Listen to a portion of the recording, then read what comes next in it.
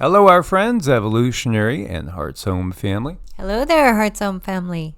Yes, I'm back again. So we're going to deep dive into some more of the Vedic world. You know, we've talked so much about the eternal war between the Devas and the Asuras, the light and the dark. You could look at it as the angels and the demons, however we want to term it. It is a lot more entangled than that simplicity. And I guess, I was just saying to Cindy, I guess this is actually maybe a lesson for me too, in this particular story that we're going to share. A lot of people have seen these stories and, they're very obvious on some level. Here, what are we seeing? This is the tug of war. This is the tug of war between the Devas on the right and the Asuras on the left. And you can see they're all humanoid. They're all depicted as humanoid. Again, it's relating to us as a humanoid species. But you see they have fangs and they look a little wild over here on the left side. They're having a tug of war with a naga that literally holds up the foundation of the world. And yeah, it's that devil inside type of thing. Every single one of us has a devil inside, quoting In Excess there. That song's been in my head lately. And it's the two wolves from the Indian legends, the Native American legends, I should say. Both sons of Brahma. Yes, Brahma, the Devas, and the Asuras, locked in this eternal battle, good versus evil. But of course, depends on what side you're brought up with, right? What is the difference between the Devas and the Asuras? This one's asking. Well, it's interesting because the lines get blurred at times. They really, really do. And some other channels have said, well, Devas and Asuras, that reminds us of the Asir and the Vanir. Sure. Again, it's who's following the natural order of things and who is following the unnatural. And also who's in service to others and in service to the greater good, and who's in service to just themselves. So much of this battles down to that. Again, the beings that we encounter and the ships of the beings that we encounter. This is Enrico Baccarini's book, which is a good read. Some of it's really fascinating. Vimanas and the Wars of the Gods. Graham Hancock did the introduction. It's in our library. And, it's interesting because, again, what we see and what we experience in our interaction with other beings depends entirely on what yuga we are in. There's so much information, and I think that these books have been passed down to us to help us learn and to help us understand and to help us grow. But we do need both sides, the light and the dark, to propel forward and to bring expansion. It can be problematic because expansion can be painful. It can be very painful. And sometimes it seems very unfair, but this is what we have. This is the world we live in.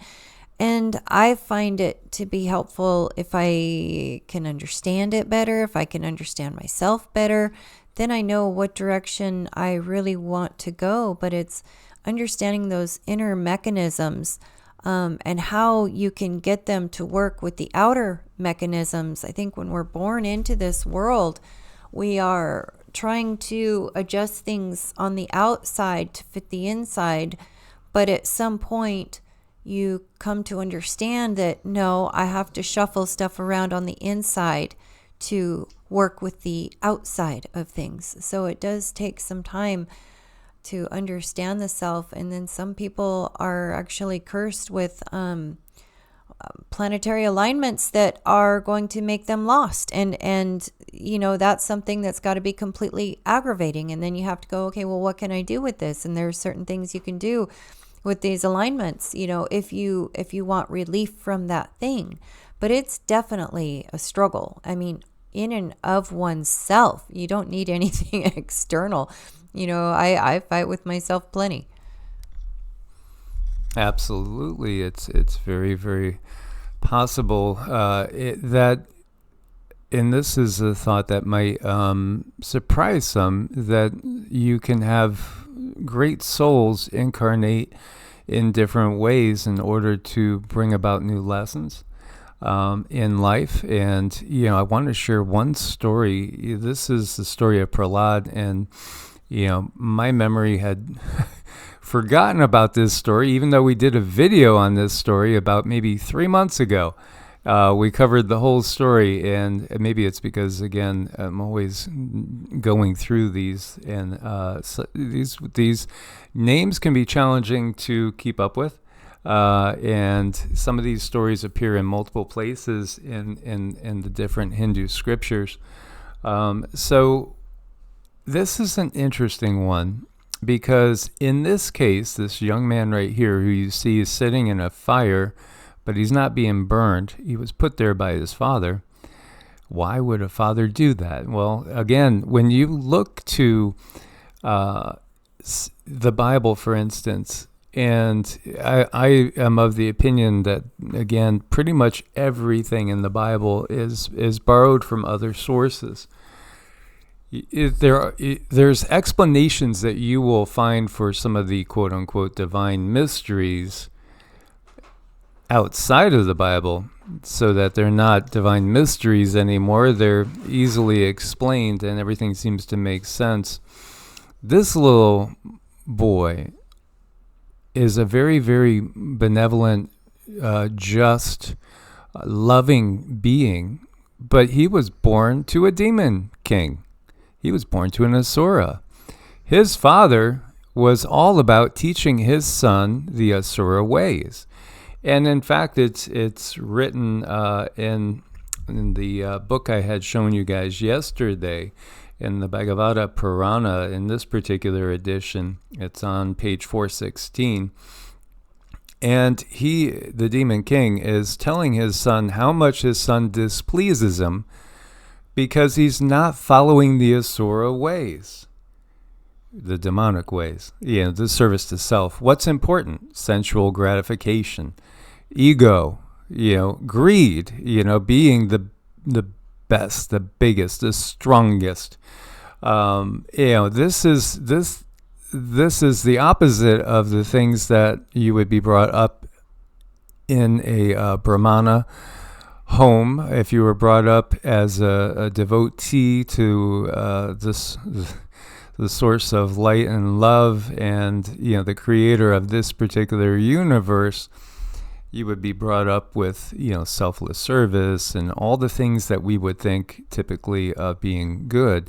Well, in the Asura's minds, those are not desirable qualities. And yet this little boy can't help it. He chooses to follow Vishnu and follow Vishnu's ways, even though he's born into a demonic bloodline.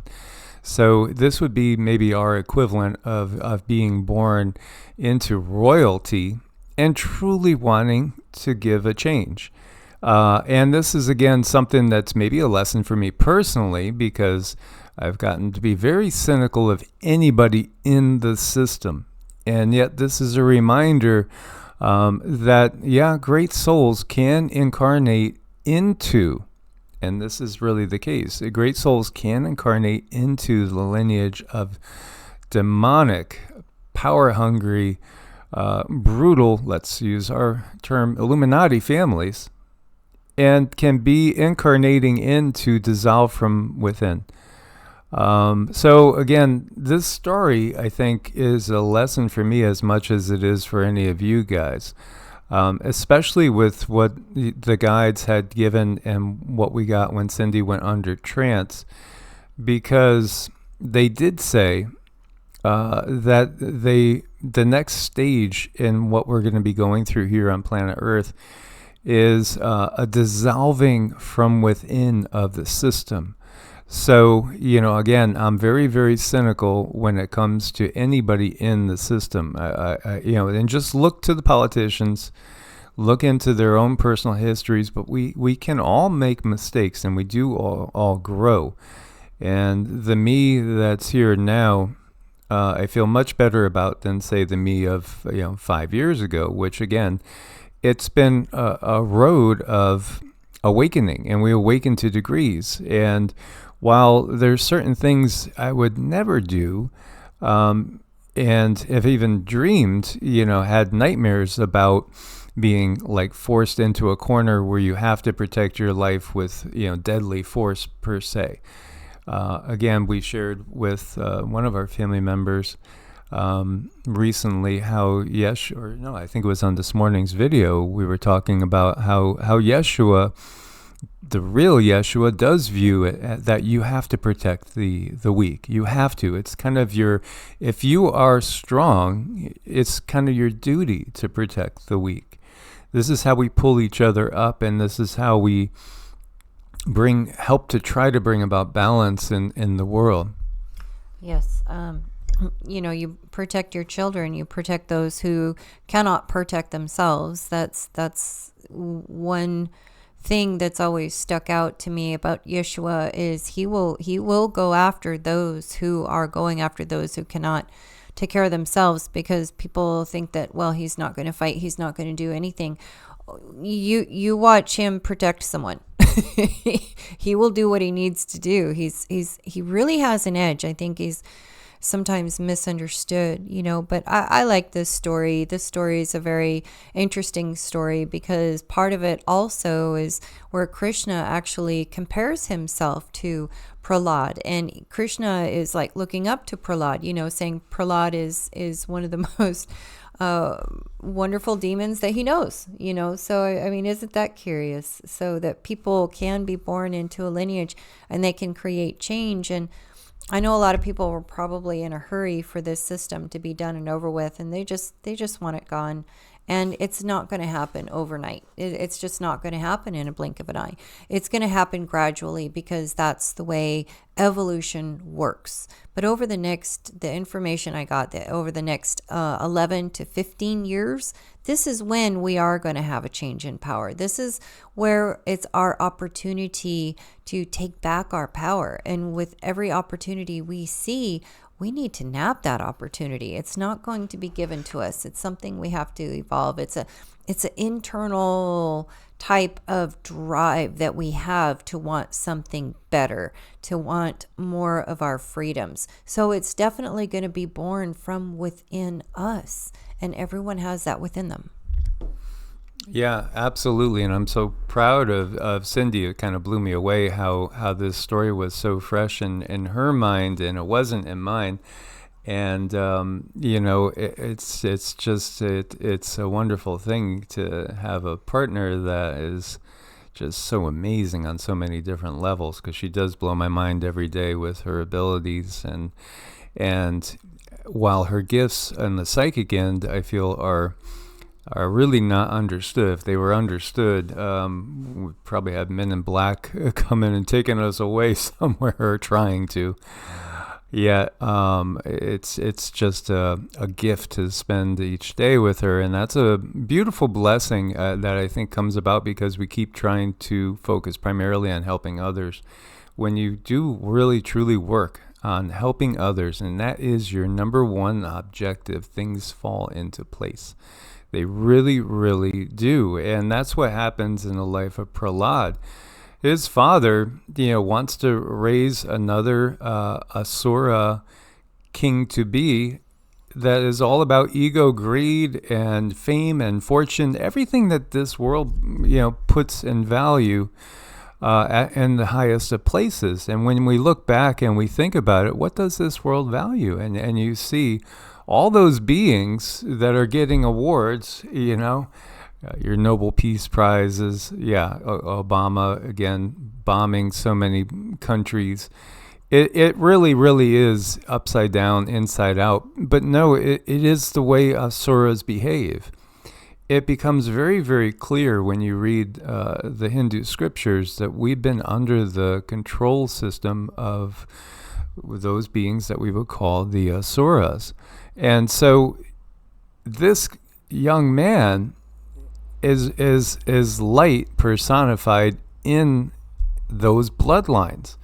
So is there the possibility, I think a lot of us are cynical with absolutely justification for the cynicism because we've been given hope time and time and time again, and had the rug pulled out from under us. It's like Charlie Brown pulling away the football when you go to kick. One more time, this time you're going to let me kick? Oh, yeah. And then whoosh, bonk. They did it again. He got me again, guys. I love it when Cindy says that, and so do so many of you. But this is to show that there is hope, but we have to guide that. We really do have to guide that, because Prahlads and beings like Prahlad perhaps only come about once in many generations. Yet, at this point in time, it could be that there will be some that come through that actually will be wanting to bring the light into the darkness, so to speak. But again, we must let our light shine, and that will obliterate the darkness. So it's interesting, how his father berates him, just totally berates him, and says, you're learning the ways of the enemy. You're no son of mine. You're one of them. You're one of the devas. You're absolutely no son of mine, because you don't value the things that we value. And, again, their goals are pretty much the exact opposite of what ours would be if we are really, again, to use that term, in service to others, in the sense that we realize that we are all part of a greater whole. And the only way you get up into the higher densities is through this service to others. You have to pull up the ones that are hanging on the lower branches, barely holding on. This is how we can pull each other up and rise to higher places. When we're in 3D, 4D, yes, there's a lot more of that individuality. As you go up into the higher densities, things become more of a collective. We're able to come together because we can see more, we can understand more. And what's curious about these entities too is these asuras, the idea that AI is very important to them. Using biowarfare is very important to them. And if you start reading these stories, you can really see, you can draw the lines that there's really no change. There's no change. It's just simply evolved into something different. Yes, and thank you, sweetie, for reminding me to touch on that. So in this book, Enrico does talk about different classifications of asuras, because there's many different asuras that are classified according to type. And this is, again, talking about different extraterrestrial species. And so, it's such a big reveal. And one of the favorite tools of the asuras when they're waging war on the devas and all the beings that follow the natural order is biological warfare and altering DNA. And we kid you not, this is right in texts that are thousands of years old. This is one of their favorite forms of waging war, is toxification. And here again, these books, these sources for this material, they're thousands of years old. This war is thousands of years old. It's not something that came into existence with the Democratic Party or any particular political party. It didn't come into existence with Mao and Stalin, etc. No. Those are all just different beings that follow the Asura paradigm of service to self and raising the individual above the collective. Now, again, you'll have the distortion where they will, you got to be in service to the party. Well, why do you think that they came out with, the Communist Manifesto and everything? They understand people are going to be awakening to how we have to view everything as more of a collective if we're going to move forward. But then what do? They go back to the same old, same old. The reality is it's not a collective. The reality is you have, this elite class that has sold out everybody else. And they abuse people as they have always done, and they subject people to slavery of the economic variety, so nothing ever really changes. But yet they had to give you a label because there's an awakening in consciousness that, we need to be looking at things more as a collective. They do it with their climate change agenda. We just want to save the planet. Well, you're the ones poisoning it in the first place. If we really want to save the planet, we need to replace the leadership. That's all that needs to change. And then we will naturally, discover things. They hide things like, clean energy and renewable energy, which is out there for all of us. We have no need of fossil fuels. We have no need of the oil and petroleum industries. We really don't need to even go down the route of the solar, which can be so toxic as well, in using the materials that they're using, because there's engines that ran on water that have been in existence for hundreds of years. And yet they suppress that because it's all about control. It's about their greed. And this story is, again, a prime example of that. So there was once a demon king, and he believed that he was more powerful than the gods. And this is going, again, into those wars of the Devas and the Asuras. He wanted everybody to worship him. His son Prahlad did not worship his father. Instead, he worshipped Vishnu, the creator of the universe. This made the demon king so angry that he decided to murder his own son. He tried all sorts of methods. Prahlad was attacked by soldiers, thrown off a cliff and into a well, trampled by an elephant, starved and bitten by poisonous snakes. But each time Vishnu saved him. Finally, in desperation, the demon king asked his demon sister to kill Prahlad. Now, his sister could not be hurt by fire, so she decided to use this magical power to murder the boy. She pulled him onto her lap and then sat in the middle of a bonfire, thinking that he would burn to death while she remained safe.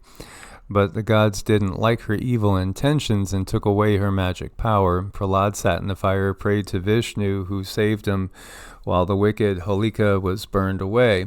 When the wicked demon king died shortly afterwards, Prahlad became the king of this place and ruled wisely and fairly. And the moral of the story is good always beats evil, from the childhood story version of this. And Prahlad was exemplary. And, even though he was born into a demonic lineage, he was quite the opposite. And so it is a lesson, again, these stories, we hope, are helpful for you, is what the guides always say. They don't say this is exactly how it happened, and if you get it wrong, you're going to be banished and burned in hellfire forever. No. They say, we hope these stories help you to understand the bigger picture. I think if you read them, you're going to hear what you need to hear. You're going to understand what you're ready to have understood that's within you. They're not exact. They are to reach your soul and mold you and shape you the way that you are intended to be molded and shaped. So they are very useful in soul growth, and they speak to everyone on an individual basis. That's what they're here for. That's what they're here. They're here to help us understand, well, what do I want? We go through life and we learn plenty of things that we don't want. I can make a big, long list. But what is it that I really do want? And then how many times have we wanted something in life and we got it and then we're like, oh man, I guess I didn't want that. So you thought you knew yourself. You come into all of this stuff and then you realize, oh shoot, I guess that's not what I wanted. So what is it that I really want? It's like this thing, this ever turning of emotions and this ever expanding growth of reaching out and understanding, who are you? What makes you tick? And these books are so good to help us understand that and give us some glimpse of the world that we're living in today. So it can do both. His father taught him the Asura ways, which again is all about the goals. What's the Asura goals? Sense gratification. sense gratification, material well-being, and all about elevation of status and ego. This is what their goals are. This is what they sell us all the time. When you look at the system, this is what the system elevates. Now, how do the kings of the asuras do this? They do it through pacification of the masses. They give the masses what they want to hear. They pacify them. They bribe them. They divide and rule them. And then they punish them. And this is exactly what we see in the Old Testament. And this is exactly what we see to this day in the system. We've been under an asura, a demonic system. But that is, it's time for it to change. And it will change. Indeed. So I hope you guys got something out of this. Look forward to your comments as always. Please do share. Much love, source bless, and namaste. Namaste.